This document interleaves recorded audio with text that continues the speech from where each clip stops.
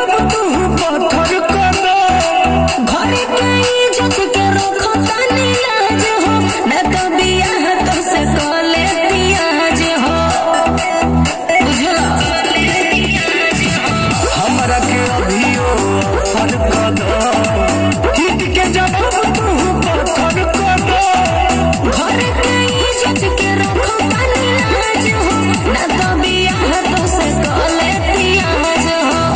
बड़ी सहतर दिल के ससनिया, बॉम्बे में लेके मकानिया, रखल बदूगो नचनिया, रखल बदूगो नचनिया।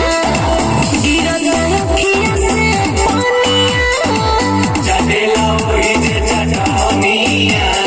बॉम्बे में लेके मकानिया, रखल बदूगो नचनिया।